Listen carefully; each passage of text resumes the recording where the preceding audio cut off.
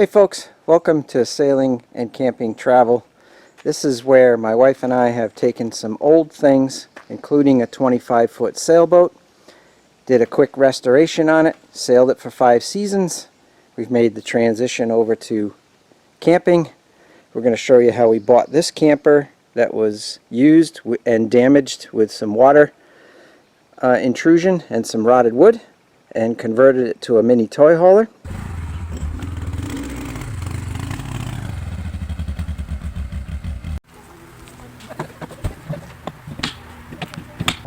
So if you're interested in camping or sailing, I have 2 separate playlists that specialize in taking something old, used, or needing work and turn it into something usable. Whether it's boating or RVing, I encourage you to follow along. So one caution I will throw out there is that you do have to have the desire to do a lot of work on your own. In other words, be a do-it-yourselfer and have basic knowledge of hand tools and some mechanical ability. I am not a professional. I'm not an RV repair guy. Everything I'm showing you is either stuff I've done for the first time or done as a result of getting our own projects set up the way we want them, modified to meet our needs, or just plain old restored from unusable condition to a usable condition. So like, subscribe, follow along, enjoy. It's going to be fun, entertaining, and hopefully educational.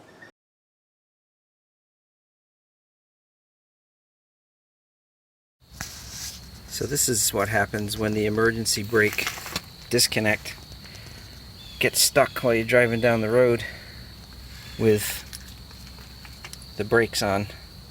So there isn't anything on this that doesn't have to be replaced. The heat has ruined the springs, ruined the brake pad. Fortunately, the rotor, the drum is okay. Wheel bearings are fine. So I ordered the complete backing plate assemblies with all the hardware and shoes and new magnets. Those should be in another day or so, and we're going to replace everything from the backing plate out. If it ever happens to you where that emergency cable pulls the contact out and turns the brakes on, like the trailer became disconnected from the tow vehicle, make sure you pull the drums and check every single one, because the heat is the death of these things. And you can see that the heat delaminated the pad from the shoe itself. Gotta check this stuff.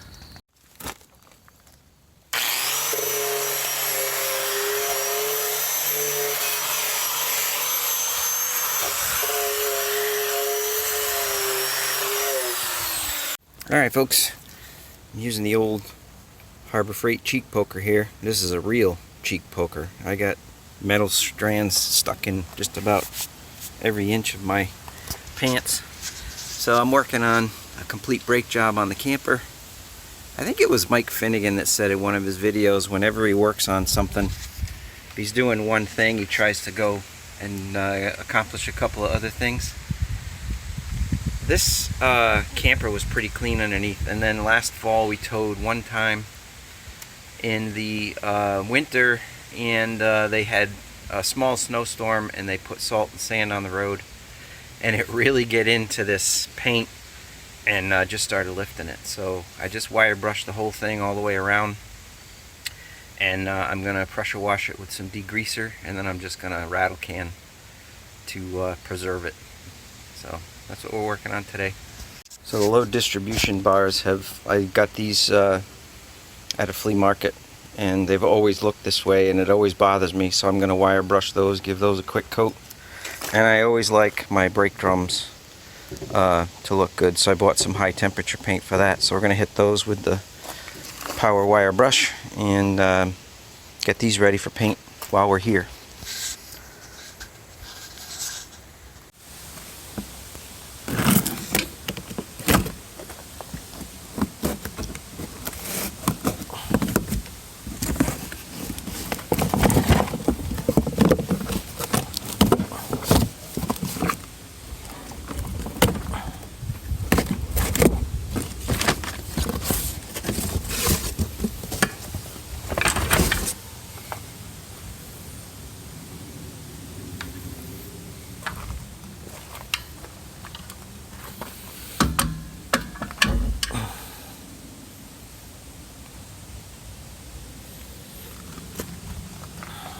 Okay, so when you're putting your new backing plate, the loaded backing plates on, there is a right side and a left side, and the right is determined as if you're sitting in the driver's seat of the vehicle.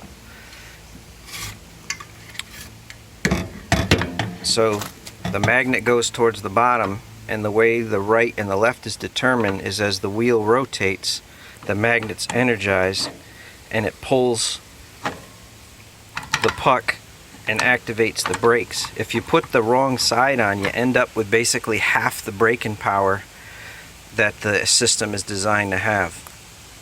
Trust me, I know, because I've put them together not knowing there was a left and right.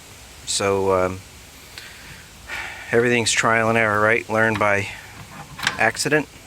So the other thing is this kit does not come with new nuts to hold it on, so make sure you save them. So I had to go retrieve these from where I had put the best of the backing plates. I put in storage, so I'd have some spare parts in case I ran into another failure on one of my other trailers. So anyway, save your bolts, make sure the right goes on the right, and everything should work much better. Alright, so I've got everything installed. I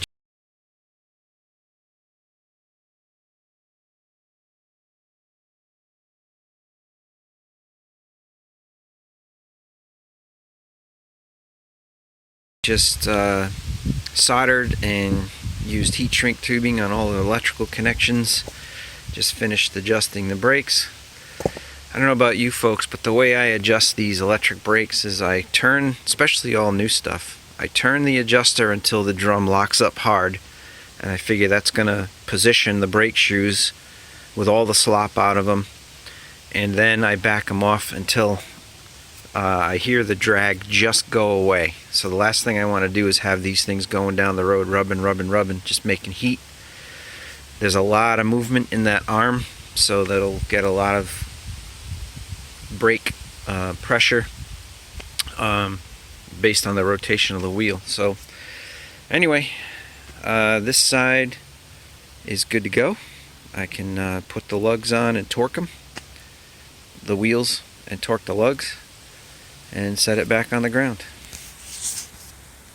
Alright, so what got me into this predicament where I had to change all the brakes out is because I had jackknifed the trailer doing a really sharp turn in a parking lot that had no outlet, and the ripcord came out of the switch, and I didn't realize it until I got on the road, and the brakes were dragging, and I didn't get an opportunity to pull over in time before I overheated some of the brakes. So as soon as I got a chance, I went to address the issue. So what I'm doing right now is just testing the brakes. I just pulled the ripcord out. You can see that this locked right up, so that's a good thing. It locked right up. So that means your electrical connections are good and the emergency brake system is working.